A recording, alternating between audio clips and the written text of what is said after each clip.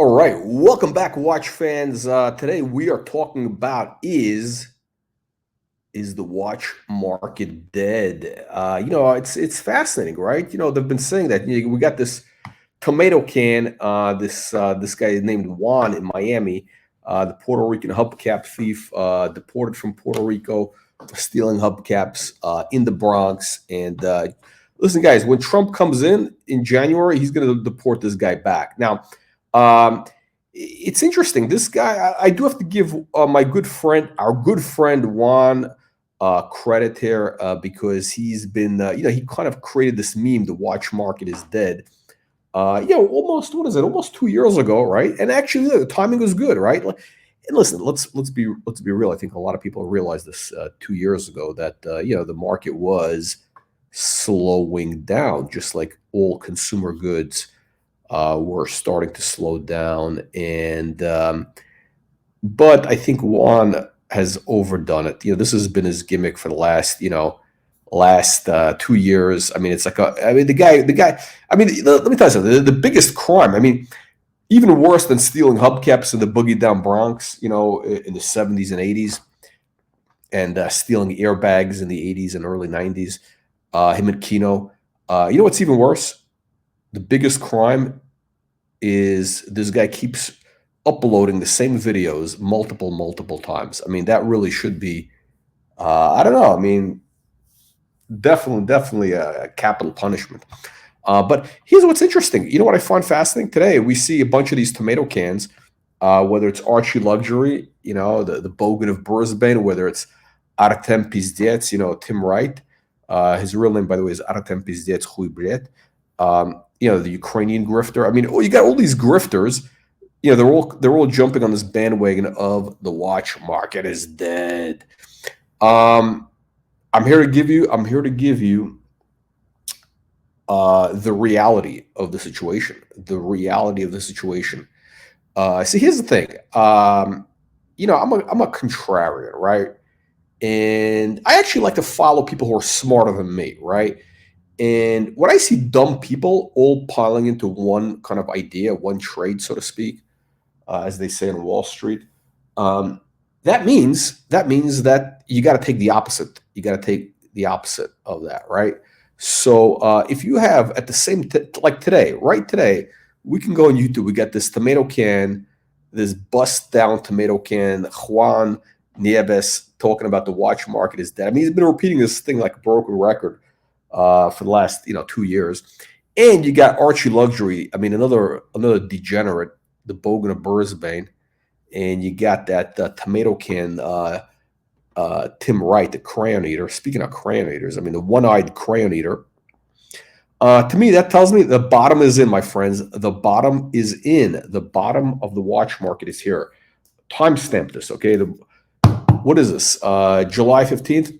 I'm telling you right now, the bottom of the watch market is in. It's in, okay? When you have dummies like Archie, who's always been wrong about everything. When you have guys like Tim Wright, Artem Pizdets, who, I mean, he's basically a newbie, right? I mean, the guy was painting doors, literally. He was painting doors in Section 8 apartments in Coney Island 2 years ago, and all of a sudden he's a watch expert. He's talking about the watch market is dead. Well, let me tell you something, my friends. I've been through market cycles, and to me, you know what? You hear that? To me, it smells like a bottom. The bottom is in. And I'm not smelling Archie's bottom. I'm smelling the watch market's bottom, and I'll explain to you exactly why. I think we're about to enter the golden age of watch collecting. Actually, the golden age of watch collecting is here, and I'll explain to you. But first, let's see what our good friend Juan has to say about. Hang on a second. I'm going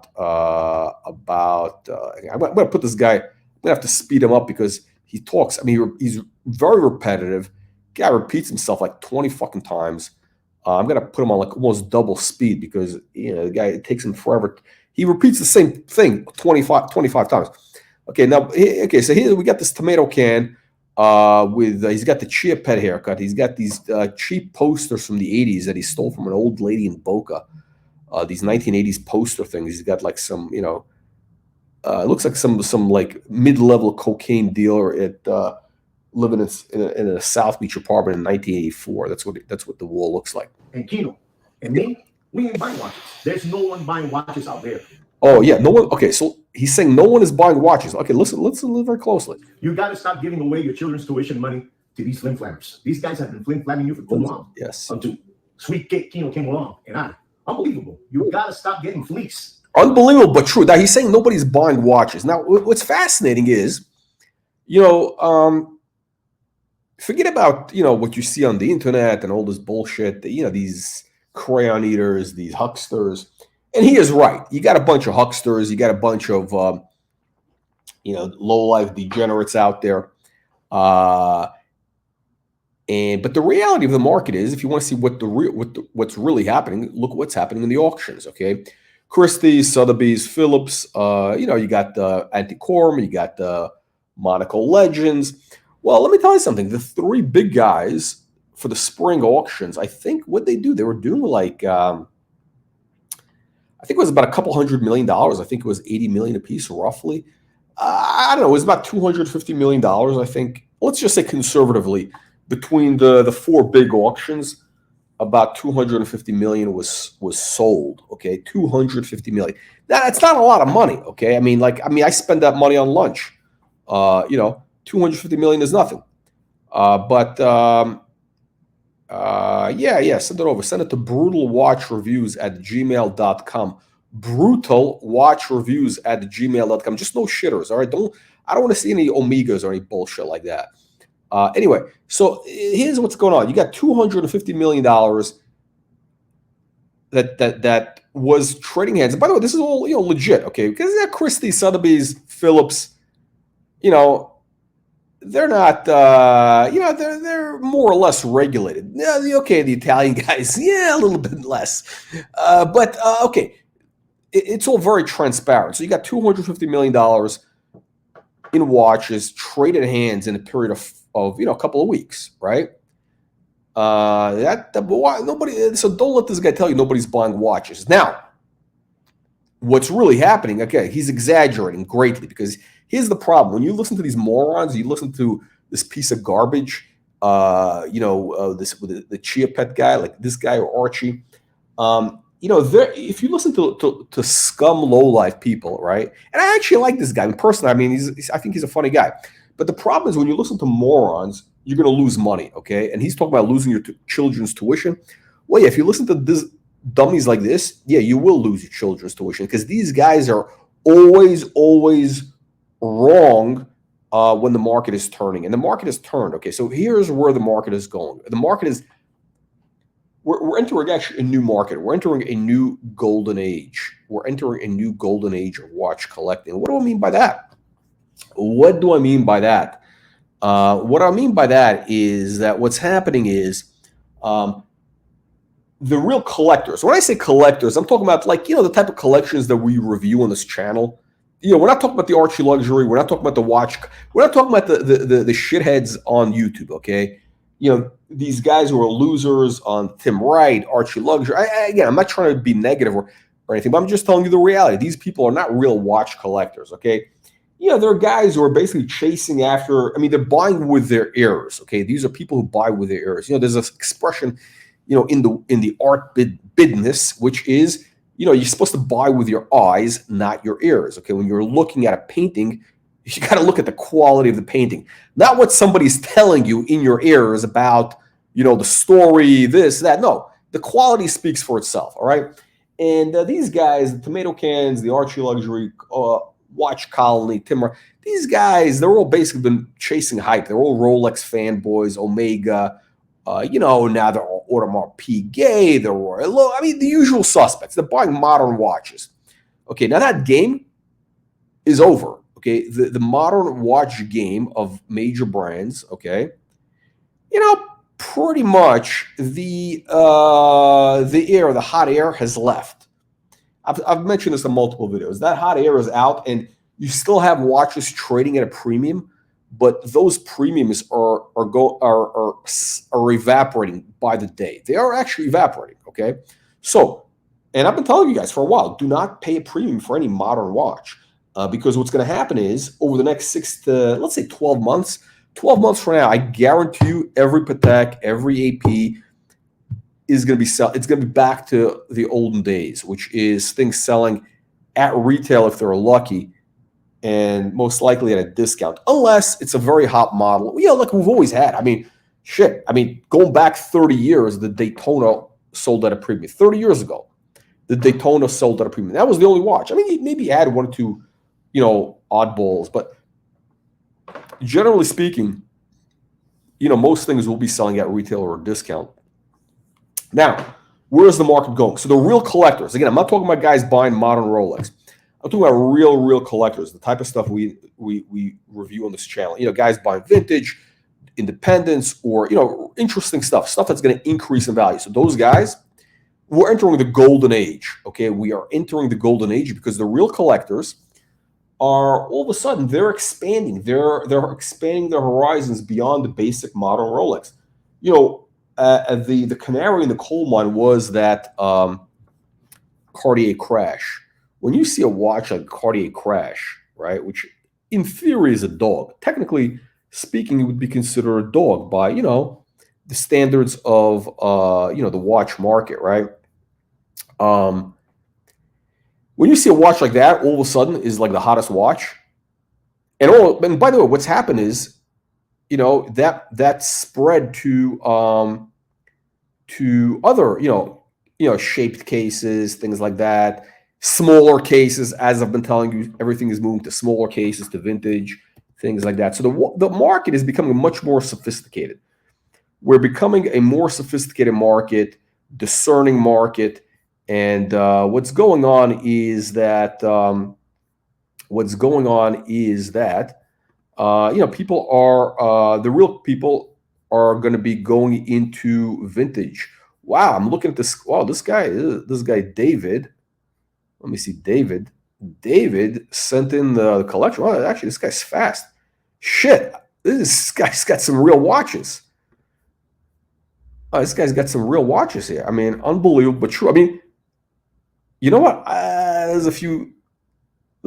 I don't want to say dogs. But I'm going to pull this up. Because this collection that this David guy has actually represents where the market is going. So David, hang on, stay on the thing. Okay, we'll talk about your watches. I'm looking at your stuff. You got some legit stuff here. I mean, this is like hardcore watch collecting. Interesting. So anyway, the reality is, look, the market is going into three directions. Okay, ready for this? Okay. Direction number one, vintage. Okay, 60s, 70s, 80s, some neo vintage. Interesting stuff that was overlooked. Patek Ellipse is the first kind of low-hanging fruit. Okay, low-hanging fruit. Price versus value versus liquidity versus terms. Discipline. What's the guy? What's the Doc's report say? What's this line? Discipline, leadership, compression socks. Oh man! All right. Anyway, okay. Hang on a second. We'll get David on the live stream. We'll review his collection live, baby, live.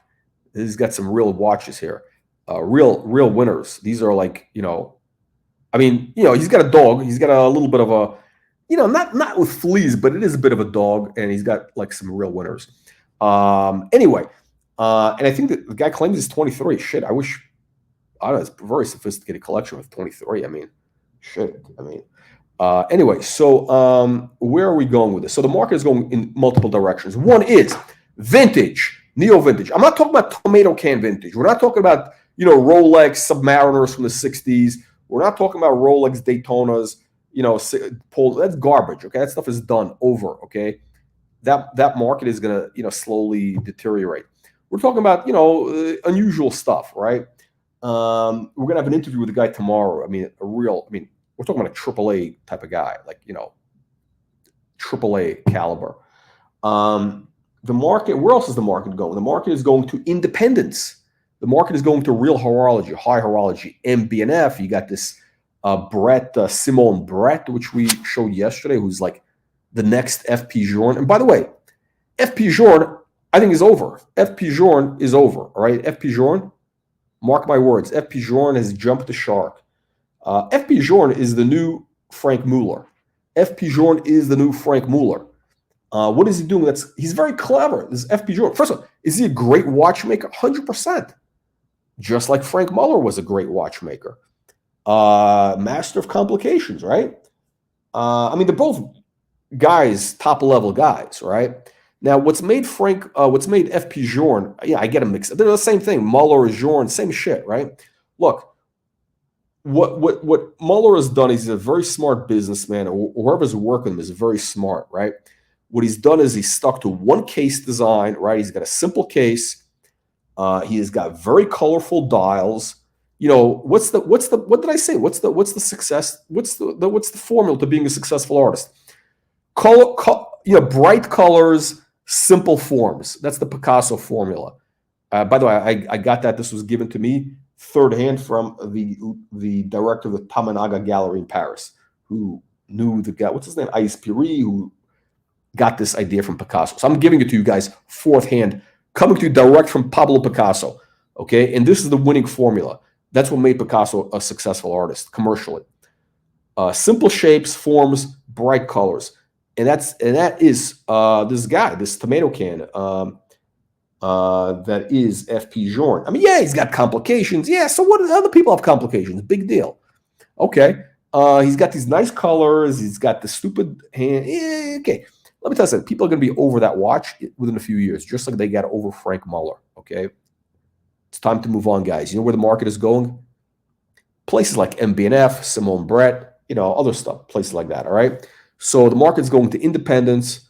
It's going to the vintage, and the basic modern is kind of caught in the middle, and it's going to be okay, right? If you buy the right watch at the right price, you'll be okay. And as long as you don't pay a premium, you'll be okay. Now, let's see what this tomato can has to say, and then we're going to dive into David's collection. Okay, so hang on a second. Let's see what this schmuck has to say. From these cockroaches. Cockroaches. These cockroaches have been flim-flamming you for too long, and you need to step on their heads. When you see a cockroach, you. Oh, second, he's got the little candle. He's got a scented candle going. I mean, is he waiting for Anthony Farrar to come over to give him a massage and a happy ending? Tell them in their face. The watch market is dead. They're all steamed up. You cannot keep on maintaining their lifestyle. Don't give away your children's tuition, university money away. University, see? These flim-flammers. I know what I'm telling you. No one is buying watches. This is my message. No one is buying watches. I mean, no one is buying watches. I mean, the market just moved $300 million in a couple of weeks. And by the way, that's just the auctions represent just a very small piece of the market. That's just vintage. For the most part, that's vintage watches. For the most part, it's not the modern market. So the watch market is $31 billion. Okay, it's according to McKinsey. Maybe it's not 30 billion today. Maybe it's 25 billion. Okay. The watch market is moving along. Okay, the watch market is billions and billions of dollars. So anyway, this guy is really, when you listen to a guy like that, you're going to lose all your money. Trust me on this. Okay, you listen to losers, it's going to end badly. Okay, so let's talk about. We got our man David here. Hang on a second. We got David. We're doing a watch review. We got.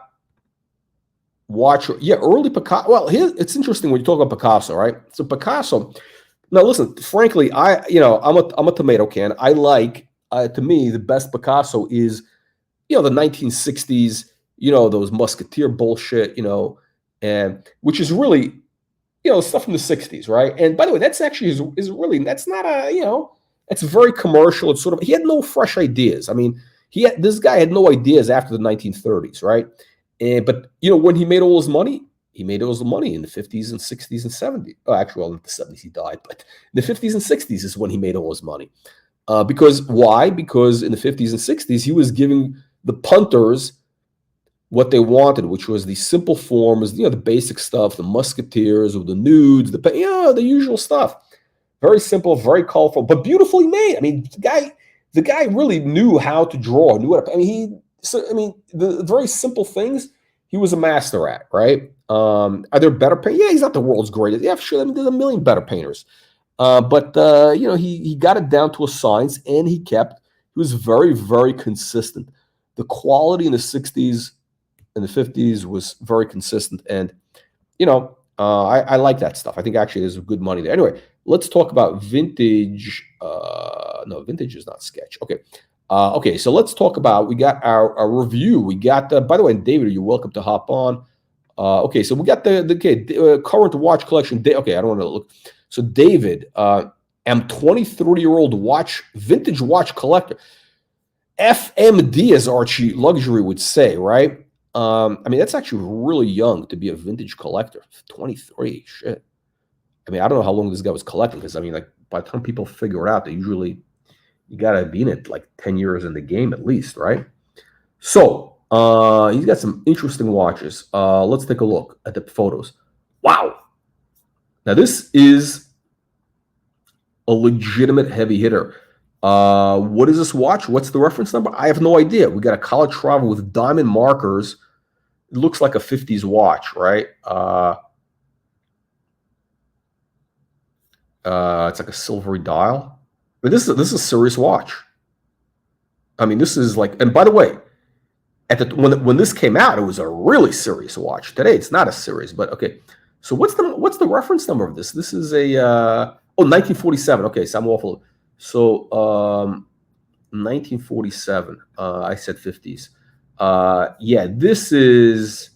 Let me tell you guys something. When this watch came out in 1947, and is this white gold or platinum? I think it's platinum. I'm pretty sure this is platinum. Let me tell you something. When this came out in 1947, you had to have real money to buy this watch, because, you know, the world was busted. I mean, Europe was basically busted. It was right after the war. Nobody had any money. The Americans still had some austerity.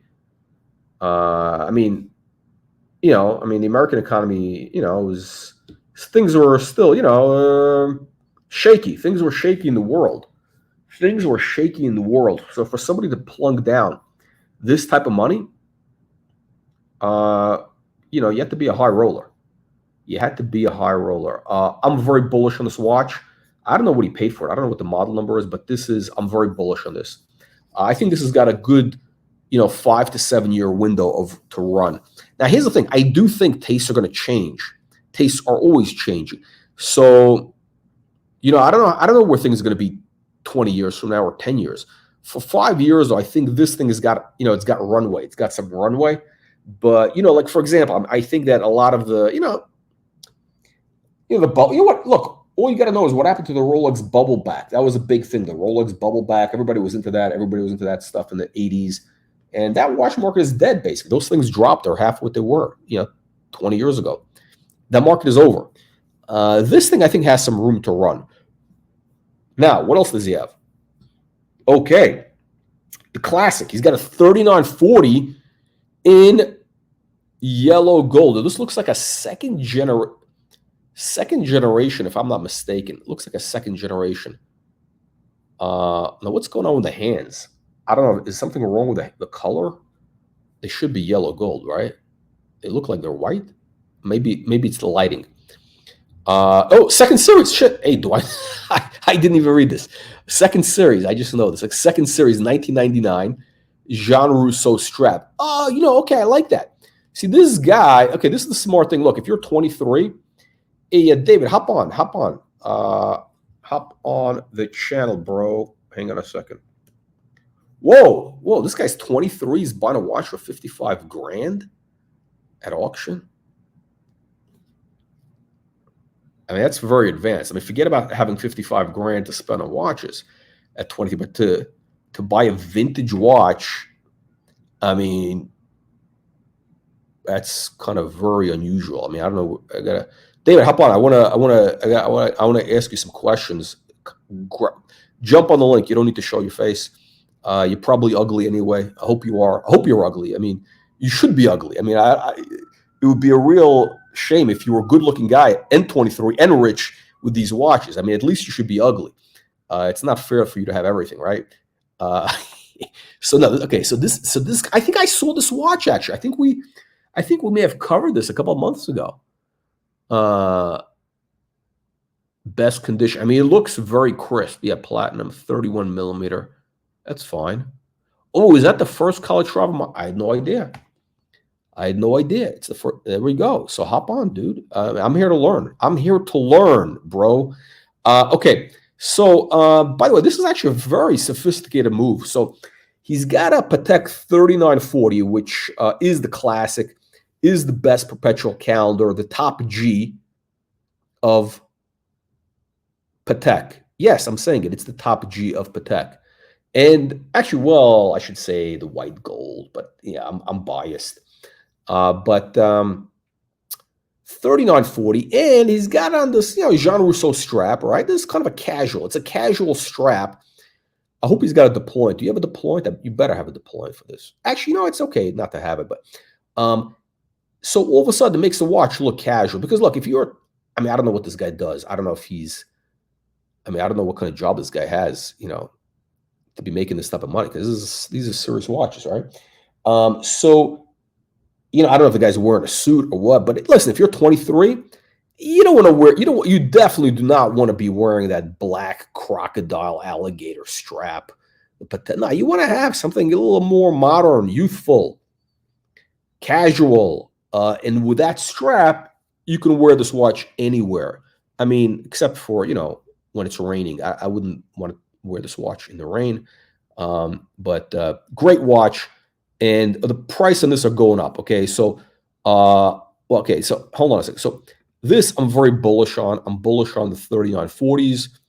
I've been for a long time. This is a little advanced, right? Like, I don't know what this is really worth. I don't know the market for this really. I really don't. I think it's a great watch. Looks like it's in great condition.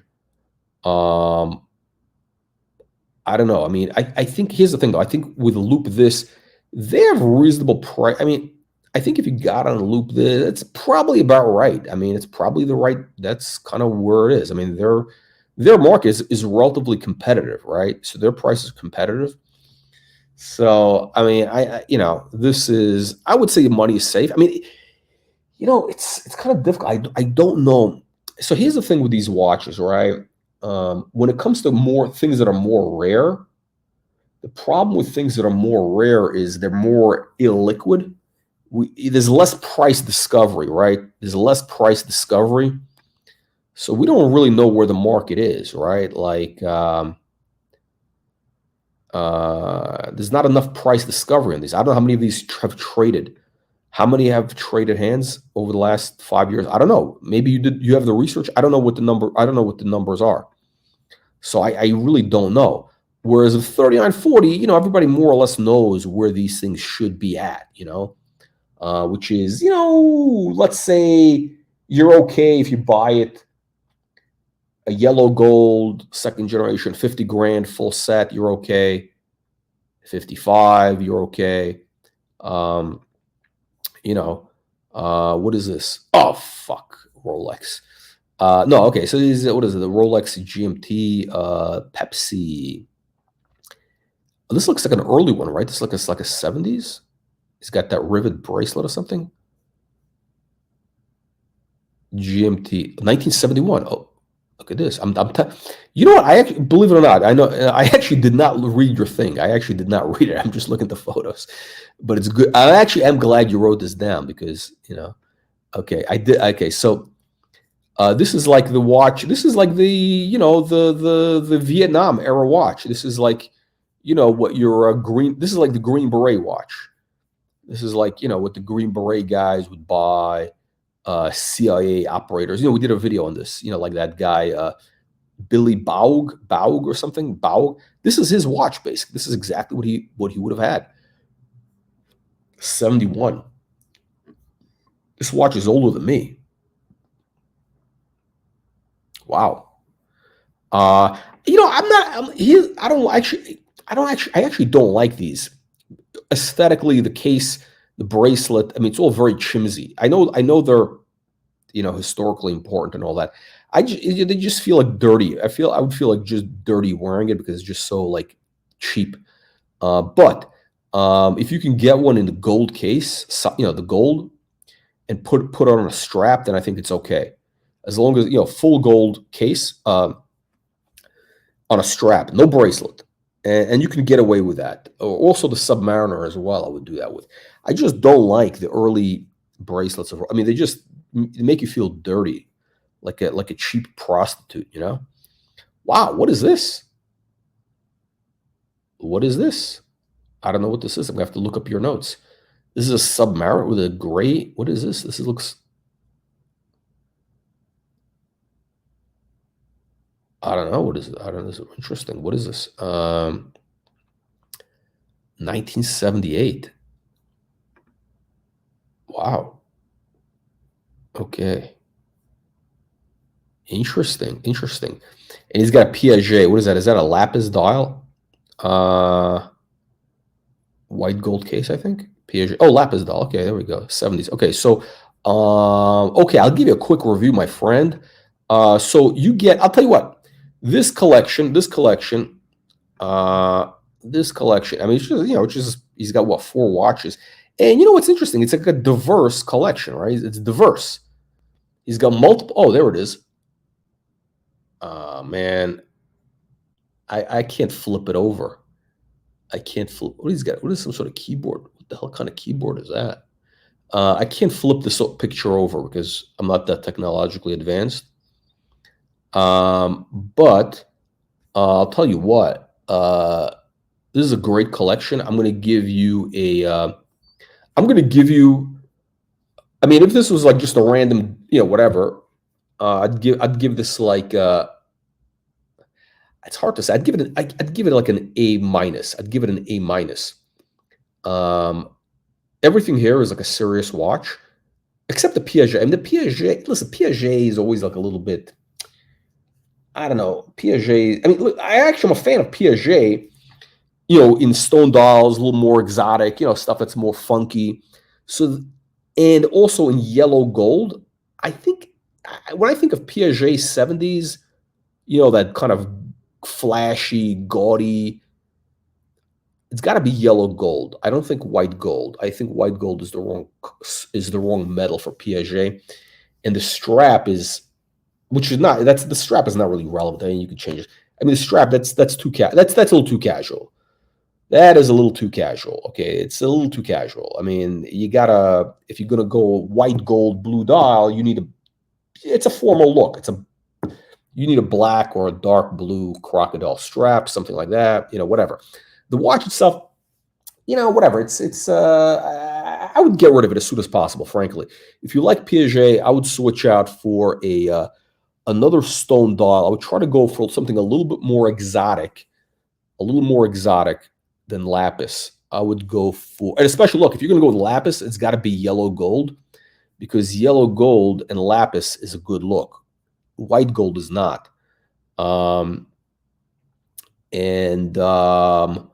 I'd go for something a little more exotic now. But yeah, I would say, look, this is a A minus. What brings the collection down is the Piaget. I mean, otherwise it would be an A plus. I mean, listen, the guy's 23 years old. I mean, this is a super advanced.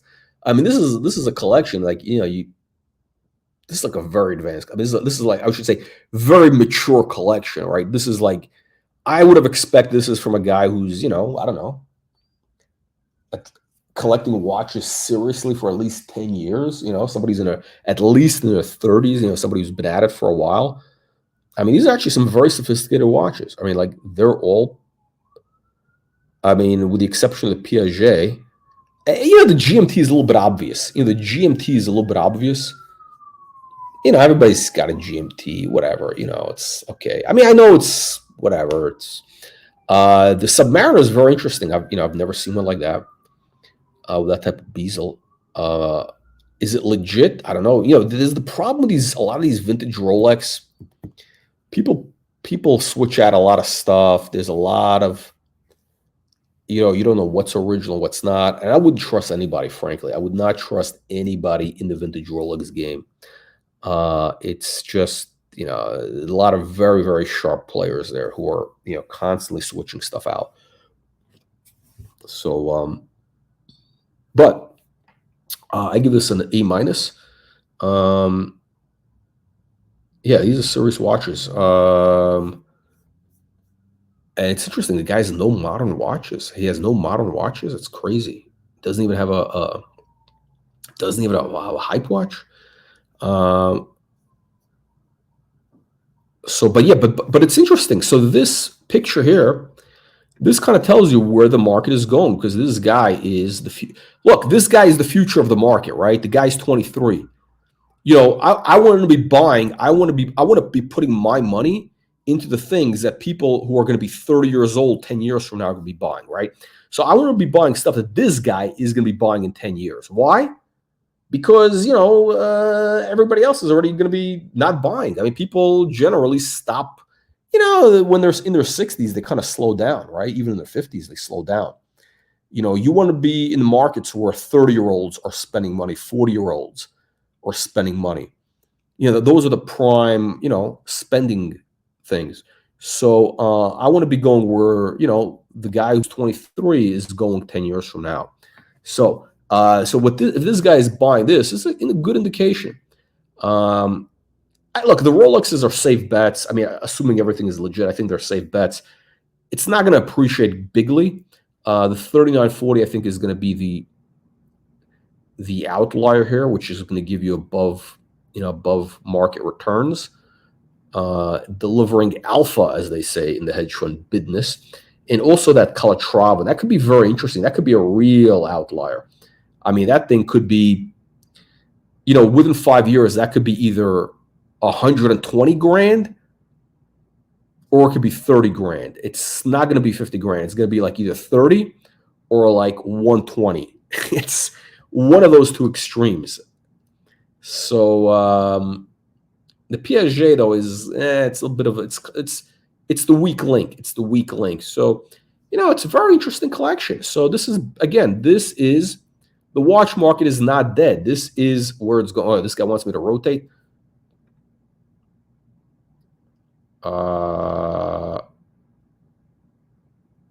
Sit on it and rotate. Okay. I don't know. It could be. I have no idea. Look, I don't have the expertise. I don't know. You know, you might know better. I don't know. I don't know, because I know that there's a lot of, you know, there's a lot of people who manipulate these things, right? They put them under also light. I mean, there's a lot of, you know, it's unfortunate, but this market, the Rolex vintage market, attracts, you know, a lot of very talented. There's a lot of money involved, right? And they're relatively simple watches, right? So there's, you know, it attracts a lot of, you know, it attracts a lot of characters, you know. It attracts a lot of characters. There's a lot of Italians who are making, and Chinese also. The Chinese are very, very active in there. Hang on a second. I don't know how to rotate the image, man. I don't know how to rotate the image. We're not that sophisticated on this channel here. We're not that sophisticated here. Hang on a second. So, okay. So anyway, let's go. So I was going to sell the Lapis and get a white gold Cartier tank. Ew. Nah, I'd say it's a bad move. Listen, man, Cartier is at peak right now. The Cartier market right now is at the peak. You know, just a few years ago, you couldn't give away Cartier. You know, everybody on these YouTube channels, they were all saying, oh, Cartier, it's not real watchmakers. Oh, Cartier is not serious. I mean, look at this. I guarantee you, look at videos from a couple of years ago, all these so-called experts, all of them, every single one of them was saying that Cartier is garbage. I don't care if it's Archie Luxury. I don't care if it's, you know, what's his name? Whatever. All of them. All of them were telling you Cartier was no good. You know, they're all morons, right?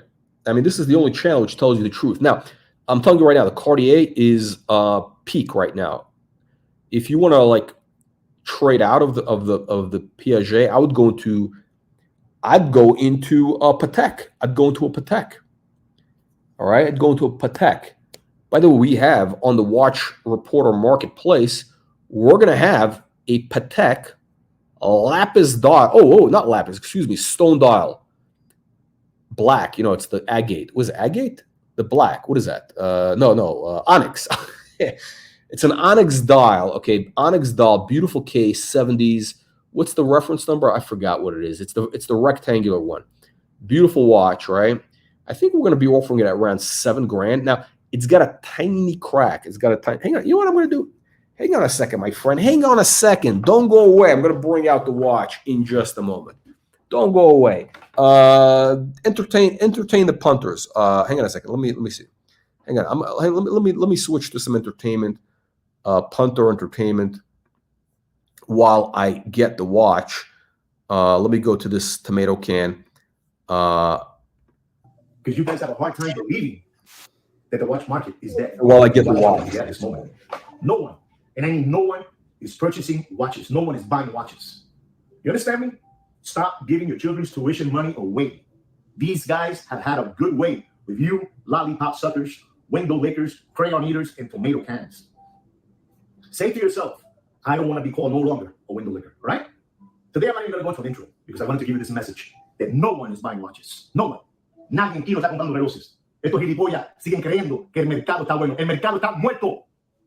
Test our trading bot for 30 days, and if you're not satisfied with the growth, you get a full refund, no questions asked. My $150,000 account is up 77% from April 2022 to November 2023. But the only thing that matters is results. So we got some guys, some tomato cans. We'll get multiple tomato cans. We're going to go to the first. Okay.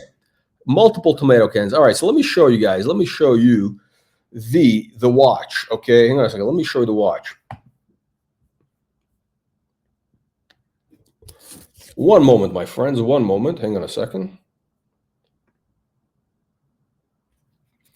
All right. So hang on a second. So let me show you. Let me get this bouquet off the screen here.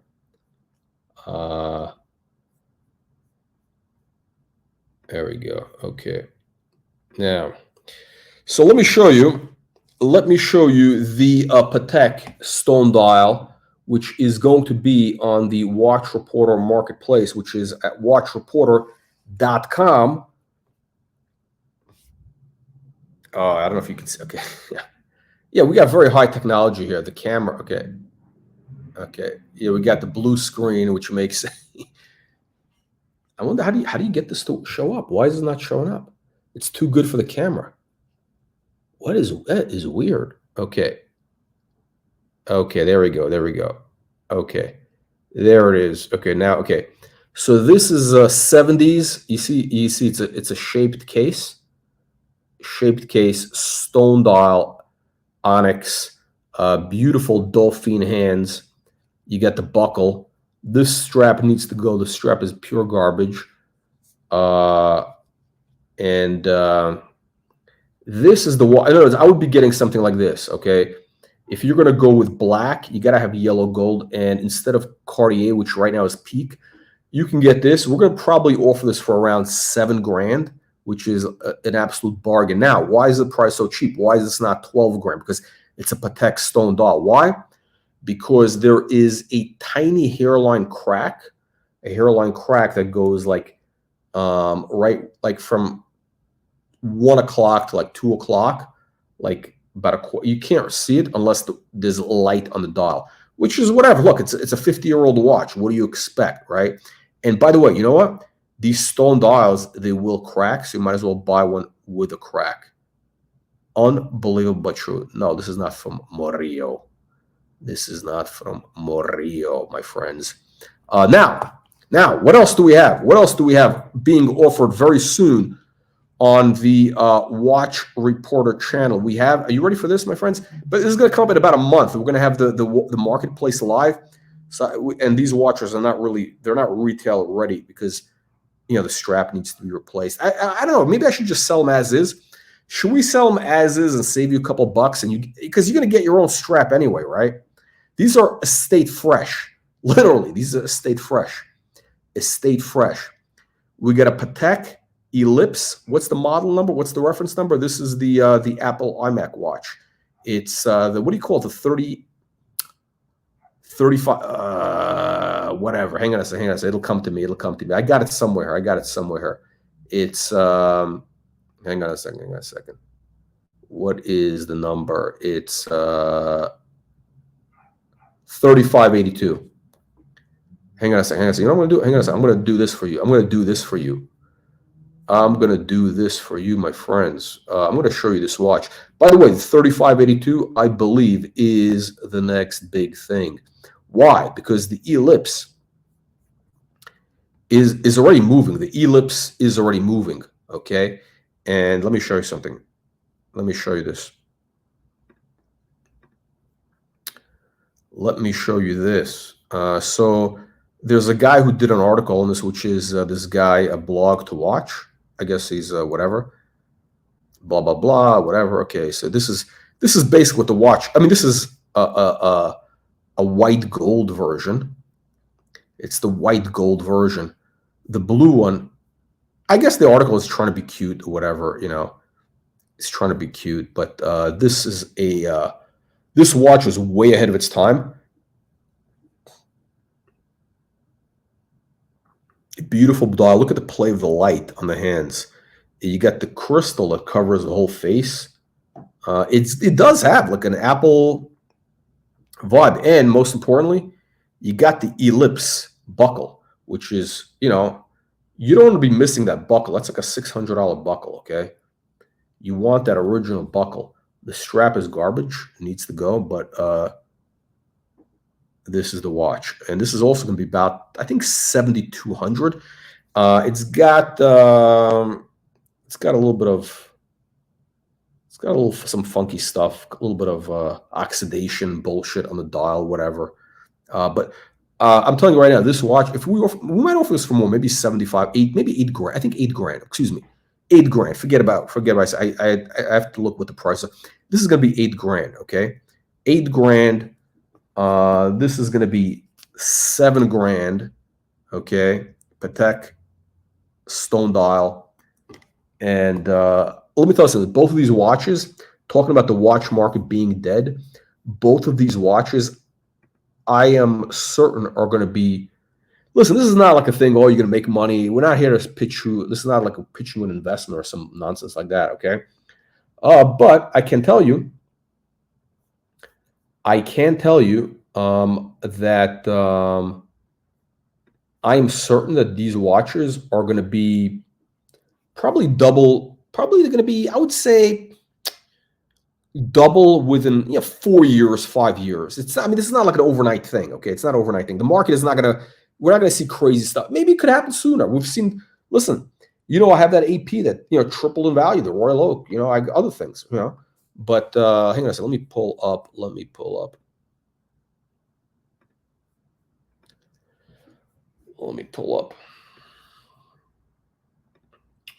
up. Yeah. So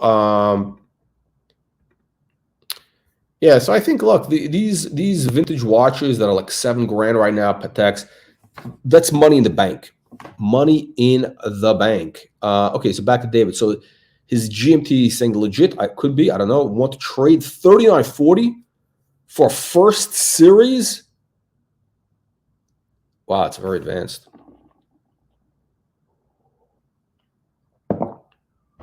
Or early second series white gold. Wow, this guy's very, very particular. Very particular. Really particular. I don't even know why. Why would the guy want to do a trade? I mean, it's like,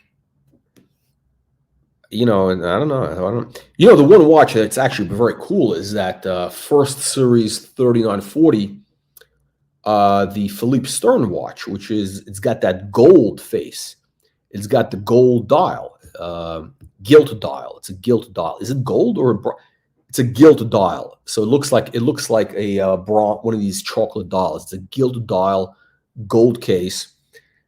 Was it yellow gold or rose gold? But it's a gilt dial. It's the Philippe Stern version. Now that watch is 100 grand. Listen, if I were you, I would not trade, because you're taking a hit when you trade. It's not worth it for a marginal. I mean, you're talking about a marginal difference.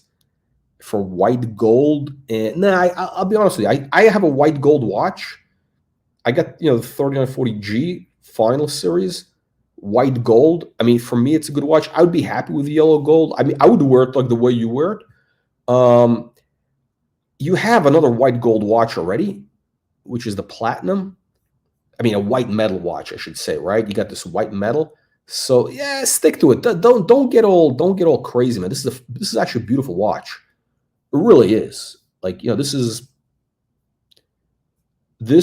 a great watch, right? Like, this is a smart move, right? Like, we got there's like tomato cans, like Archie luxury tomato cans, like that knucklehead Kesslowitz. He buys the wrong Patek. The guy's almost 60 years old, this Kesslowitz, and he buys that stupid syringe hand with the windows instead of the classic 3940. I mean, he's buying a watch that's going to lose money. Unbelievable true. This watch is perfect. Don't keep it. Don't. I mean, you got the right 3940. Don't like get all crazy. Am I going to get the first? Really, that's. I mean, you got 4 watches. When you got 20 watches, maybe you might want to start getting into fine tuning these nuances. The nuances. Blog to watch. Oh, they interviewed Archie Luxury. That's funny. Adding one of these. Which one? You're talking about the Ellipse 3582. Well, this one is going to be available. If you want this one, you can buy this direct from the Watch Reporter marketplace. You will have to change the strap. I like to be. So what we're going to do when we launch the marketplace is, we're going to have full disclosure. We're going to have very accurate photos. None of this bullshit, okay? There's a lot of scammers out there in the vintage space. And by the way, that Juan guy is right. A lot of these guys, listen, hang on. Let me see if you can hear this. Can you hear that? Beautiful sound. A lot of these guys, they tell you one thing. I mean, a lot of people that, we think, oh, they're reputable vintage dealers. Oh, they're very reputable, this or that. You see them on social media. These guys are all grifters, okay? 99% of them. I'm talking about the best of them. And I love them, but so a watch like this. So basically, I'm not sure if we should sell it as is, estate, barn find condition, estate fresh. As it came with the strap. And by the way, because a lot of people will change the strap. So why should I bother to, get a strap when, you're going to put on something else anyway, right? I don't know. Maybe we should. I don't know. What do you guys think? What do you guys think? Leave your comments below. Would you rather buy this watch as is, right? And maybe for a little bit less money, or you want it with a strap, or you want it, whatever, without the strap. Anyway, we got, again,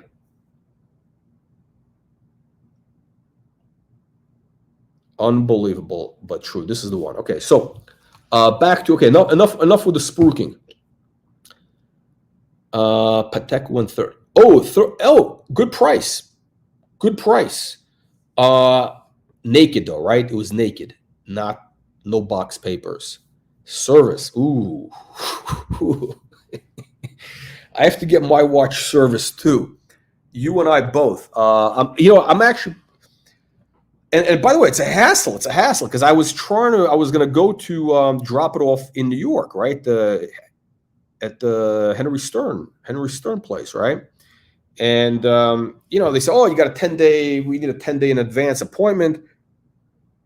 When I travel somewhere, I usually do it like, last minute, whatever. It's hard for me to make an appointment 10 days in advance. So, and I'm cheap. I don't want to drop it off at a local place and then have to pay insurance of like $300 for them to ship it and all that nonsense. I want to drop it off direct. It's the plane ticket. I might as well just fly myself, right? He's got the extracts. Yeah, that's good enough. That's fine. Yeah, the extracts are fine. I mean, that's fine, actually. Yeah, I mean, that's fine. 40 grand is a good price. Yeah, I'd pay 40 grand for that. Actually, I probably would try to get, you know, no, I don't need the box. I don't need the box. I don't care about the box. I do want to have, you know,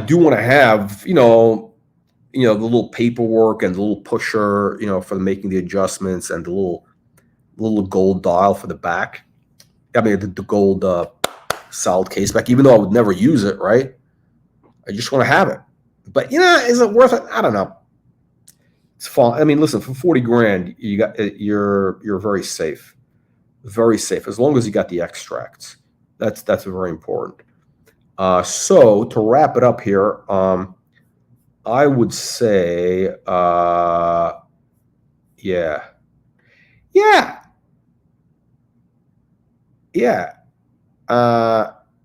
it's fine. Listen, you know, here's the issue: is these Patek people, they're very, very picky.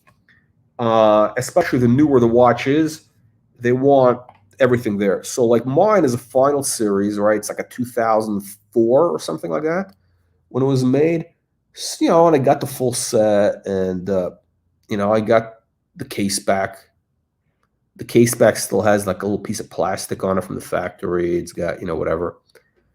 I would never put the case back on. Never. Why would I put a white gold case back on that watch? I want to display back. I mean, the whole thing was dumb. It's like really dumb.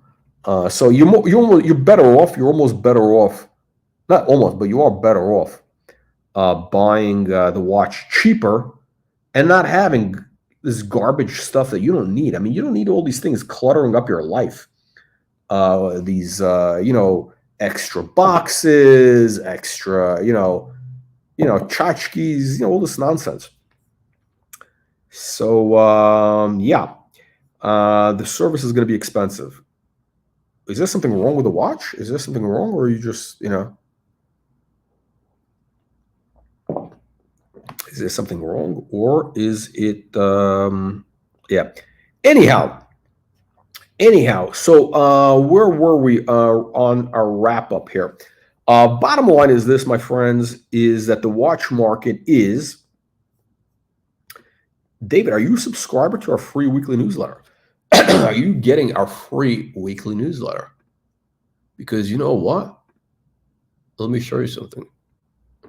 So these are some back issues. Wait, hang on a second. Let me do a snapshot. This is just so we got back issues. This is what you get every week in the free newsletter. Hang on a second. Where is this? Okay, there we go. I'm just opening up some back issues. You know, we're talking about the Rolex 6062 market. We got talking about sector rotation, Cartier, Corum, coin watches, Reagan. You know, what are we talking about here? That's in the Watch Report newsletter. How do you get that newsletter? Well, you got to click the link in the video description below. Click the link in the video description below to get the free newsletter. And by the way, this also is going to be in the Watch Reporter Marketplace. The Piaget Asprey dual time watch. Very rare watch. This one sold for 18 grand at auction. Just recently. Yeah, so this is our, this is what you get. This is the free weekly newsletter.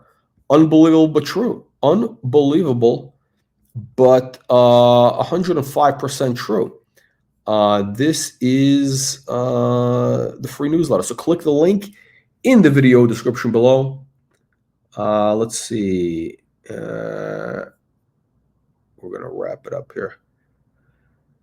Oh, sorry. Here we go. Here, let me change this out. There we go. Yeah, so that's what you get in the free weekly newsletter. And okay. So what's next? What's next on the list, David? You got the 3940. You got a sub. Oh, actually, it's new. You got a sub. He's got a Submariner. He's got the GMT. Right. Hang on. Let me see. Let me bring this back up. Let me bring this back up. Can't believe this guy didn't even give us a super chat. No donation even? I mean, this is valuable. Guy's getting valuable information. We haven't even gotten a $500 super chat yet. Patek 130. What is that? Hang on. I gotta Google this. I don't even know what that is. I gotta look that up. What is a Patek 130? Oh, the chronograph. Wow. You know, I don't know. What's the point of this? I think these are kind of, I think when it comes to the chronograph, this is the watch, right? And this is actually beautiful. Look at this, 1950. This is the look. It's hard to say actually, that or the other one with a slightly modern. Yeah, I would say I would go with a slightly more modern dial. Roman numerals? Would you go with the Roman numerals or this? It's a cool watch. Let me see. What are the hands? Are the hands? Oh, they got the sword hands. I don't like the sword hands. No, I'm a dolphin hand guy. The problem with this watch, I think, is actually I shouldn't say. I have a feeling it's a little bit like people know about this watch. It's This is like one of those, the chronograph stuff. It's a little bit, it's a little bit, the people know about them, so you're not getting a bargain there anymore. It's not. They're relatively popular, right? It's a relatively, it's one of these things that people know. Although I didn't know the reference of him, but yeah, I mean the chronograph stuff is like, yeah, you got a lot of people competing for this. It's not really. I don't think you're going to get any bargains. I mean, when I think about it, these are probably okay. I mean, they'll probably appreciate like a little bit, but they don't have that special. I don't think they have that really special thing that we need to make money. They don't have that je ne sais quoi. Je ne sais quoi. It doesn't. It's people know about it. It's a crowded trade. It's a crowded trade, as they say. Yeah, exactly. Listen, this is my big issue with the chronograph. Nobody ever uses it. Nobody. And again, when I say nobody, I mean nobody ever uses that chronograph. I don't care. It's a Daytona, whatever it is. Now, I'm wearing a timing watch, a Yachtmaster, right? I rotate this bezel all the time. I time. This morning, I went swimming, and I kind of want to know how long am I swimming, and then I go out in the sun. I don't want to be out in the sun too long, right? So, I kind of move the bezel over a little bit. And I know, am I out? I don't want to be baking in the sun. It's 110 degrees here. So yeah, but 10 minutes is okay. And that's all I need. I don't need to know if it's 10 minutes and 31 seconds. Okay. If it's 10 minutes plus minus is fine. And this does the right job. The chronograph is the most useless, absolutely useless complication out there. That's what I don't like about it, because I feel it's very fake. I feel it's phony. I feel it's very phony. I feel it's like a woman with fake tits, big fake tits. That's what this is, okay? It has no purpose, okay? It's like there's no milk in those fake tits, all right? Not to be crude or anything about it. If you have, big breasts and, they're real, good for you. You got a lot of milk in there to feed, kids. It has a reproductive value, right? But when you have, fake tits, it's a fraud. You're basically carrying out a fraud, because in theory, a guy looks at those big fake tits and thinks, okay, this woman is fertile. She's going to be able to feed my babies, because that's, we think like very primal, right? And they're not. So it's a fraud. This watch is a fraud. It's a fraud on the mass public, because, the people who buy this watch, I think, oh, I'm a race car driver. I'm an astronaut. I'm a, sportsman, whatever the fuck they're doing. These guys are sitting behind their desk. They all weigh 500 pounds. They're all like curly or Archie. Have you noticed everybody who's got a chronograph that weighs 500 pounds? That's why Archie has like 5 chronographs. I mean, it's unbelievable. But true. Royal Oak 14790. Which one is that? Is that the new model? Mid-size 37. I'm a 37 millimeter guy. 37. 39. 100%. Let me tell you something. Yeah, the Royal Oak. Hang on. What is it? 14790. What is it? I got to look it up because I don't even know. I don't even know what that is.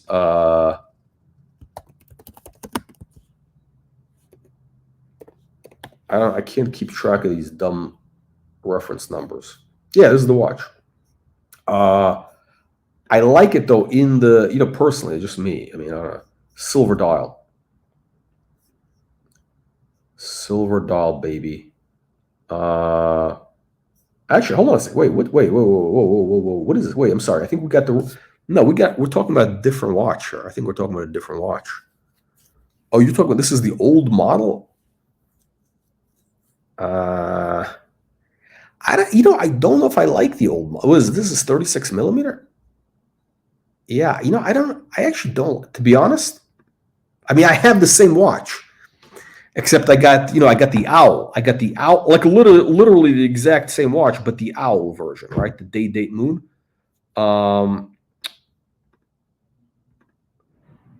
I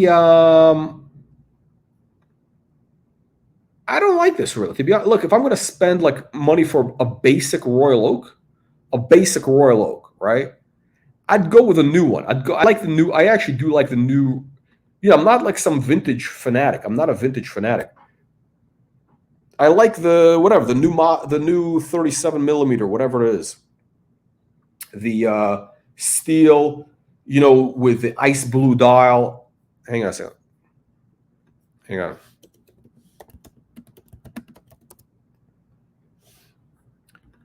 Ice blue dial, 37 millimeter.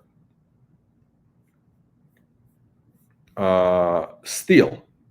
To me, this is a perfect watch for 26 grand. Okay, don't be tomato cans. The list on this watch is like 26 grand. So maximum 30 grand, maybe 32. This is for suckers. But so here's the thing. With the Royal Oak, it's all about the tapisserie dial and the bracelet, right? So the new tapisserie, look at this. The quality is incredible. It's got this beautiful play with the light. Much better than the model that you're talking about, that older model. Which I have, which is fine, right? Which is fine because the day, date, moon, it was a vintage watch. And I paid $7 grand for it. That's what it was, 5 years ago, 6 years ago. $7,000.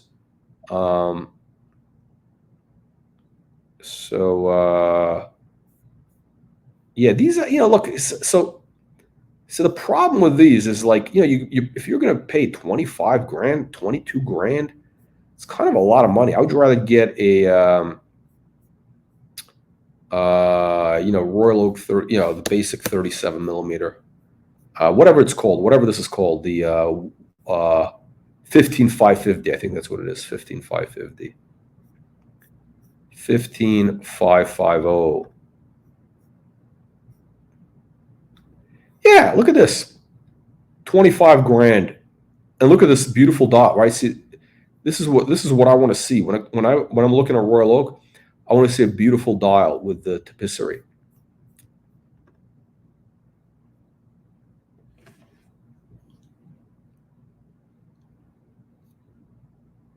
Yeah. 3970, yeah. The 3970 is that's the tomato can watch. You know who's got that watch? Who's got that watch? The groomer. Patek Philippe, the groomer. So the problem with this watch is, as you say, very crowded. You got these sword hands. The fonts are nasty and vicious. And again, the fonts are nasty and vicious. And what else? What else is wrong with the watch? Yeah, I don't want to see these windows. I want to see subdials. I want to see subdials to see time moving. I want to see time moving. I don't want to see this garbage. And Yeah, this is à la poubelle. À la poubelle. I mean, like, when you have a watch like this, basically what you're telling people is, I don't know, like, I don't know, what is the message? What is the message that you are sending out to the universe? Because you're never going to use it for timing, really, right? The calendar, you're not really getting the calendar function. You're not getting the perpetual vibe. So what does it do? I mean, it's just a complicated watch, okay. I mean, Patek can do a complicated watch. All right, so big deal. And it is a very thick watch. Yeah, it's nice. Look at this. Beautiful. Beautiful, beautiful. For 100 grand, oh, come on, come on, come on. Yeah, that's crap. Unbelievable, but true. Yeah. I would say, you know what? I think, listen, I'm not here to tell you what to get, but I think it would be good. This is gonna sound shocking. I know people are gonna be shocked to hear this coming from me, but you do need one modern watch in that collection, right? You got old vintage. I mean, you're 23 years old, right? You got to have something of your time. I mean, you don't want to be like an old man, right? I mean, you don't want to have a bunch of old man stuff.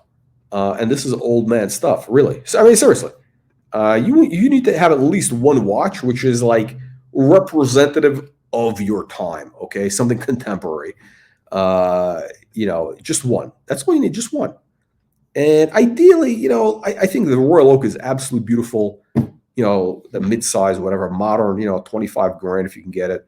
Or you know what? I don't know to say. See these Rolex, they do have that kind of investment value in there. So I don't want to say like I do find them kind of ugly, but I mean I almost would say to get one Rolex like a Yachtmaster. I'm slightly biased. I don't care if you get it or not, whatever. But yeah, you need to have like one modern watch, that can go in the water. I mean I don't know where you live, but you don't want to have old vintage watches because none of these watches that you showed that you don't want to get any of those wet, even the Submariner. I don't know if I trust that watch. Yeah,